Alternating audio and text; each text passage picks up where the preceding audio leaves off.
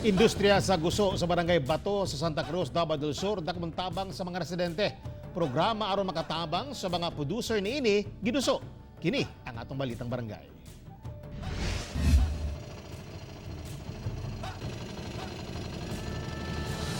Dinhi sa kadagatan sa Barangay Bato, ekta-ektaryang gusuan ang ginamuma sa pipila ka mga residente nga nahimo ng panginabuhian sukad pa dekada 90.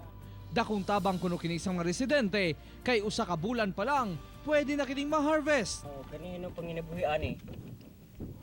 Dako kay tabang ni siya. Kay ang amo kong kutsit sa ani, pwede ka mo kutsit sa ani sa 21 days to 30, 1 month.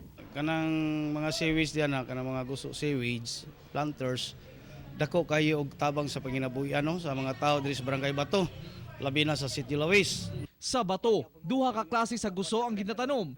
Guso nga makaon o guso nga ginabuhat sagol sa mga plastik. Pangkilaw ni siya o tong pang plastic.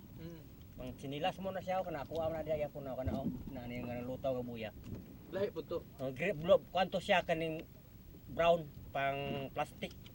Aron mapalambo pa ang industriya, walay puas nga nagapangita og tabang ang barangay labi na sa probinsya aron molambo pa ang gusuan sa Barangay Bato.